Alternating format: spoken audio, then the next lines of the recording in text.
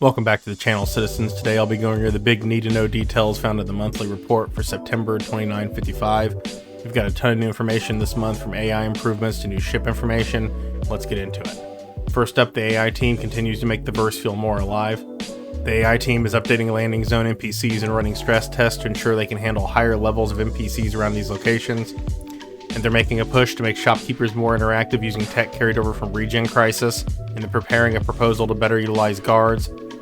Plus, they've been building new behaviors to support face-to-face interaction from mission providers, meaning we shouldn't be locked to ship comms and HUD-based communications for all that much longer. The AI feature team also worked on making combat smarter. NPCs can now systematically target vehicles, and the Rocketeer behavior is improved, allowing them to switch between a rocket launcher and a pistol intelligently when appropriate, which should make ground combat in vehicles more engaging than it has been previously.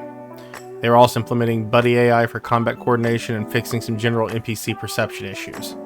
The character team finalized new armors and that new gang that was mentioned previously. They're polishing the new Yormandi creature. While working on that new creature, the developers also made improvements to general animal AI, which should make all the wildlife in the verse more realistic and believable. And the animation team continued to work on the Yormandi, as well as an unnamed boss fight, as well as working on a new mission giver. Facial animations progressed through new performances, including a returning air traffic control voice, and the teams also planned their next motion capture shoot, which is planned to begin in early October. In regards to the AI tech team, they've been working on unifying the flight pathfinder process, which should in theory allow enemy ships to get the nose on target more quickly. They also worked on implementing and introducing direct perception, which effectively simulates knowledge at a distance. For example, if NPCs have the ability to communicate via comms, a NPC can now have systematic reactions to an ally being killed even without direct line of sight.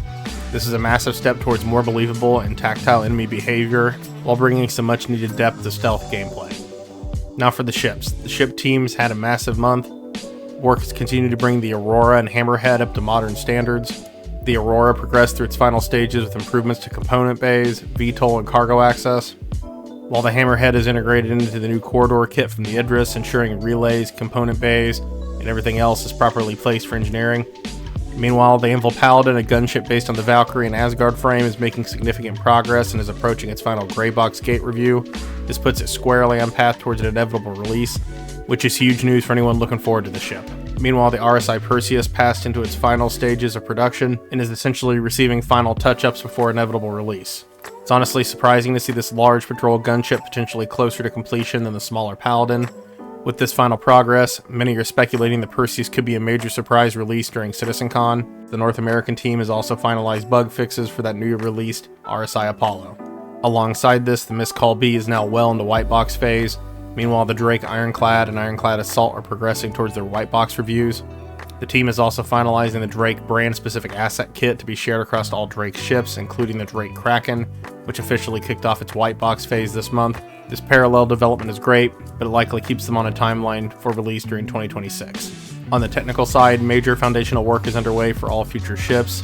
The Drake Vehicle Command Module feature continued through pre-production, completing its prototype and technical design.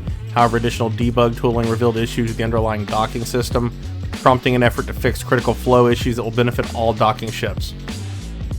And finally, flight gameplay also progressed, with AI now correctly utilizing control surfaces and atmosphere.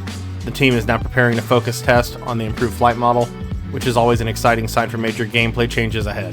The narrative team had a focused month, working closely to close out the year strongly.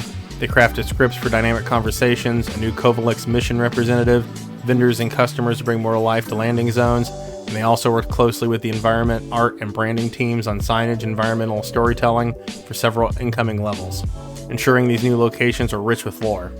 Finally, some time was spent planning narrative initiatives for the next year, using recent releases to strengthen the player's overall narrative experience. And just a final quick reminder, the CitizenCon Direct 2955 is on October 11th, which is rapidly approaching. Get out there and join those watch parties.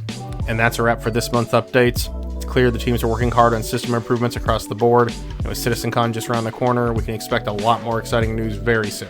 Let me know down in the comments what part of the update you're most excited about.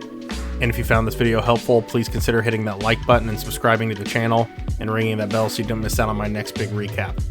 Thanks for watching, and I'll see you in the verse.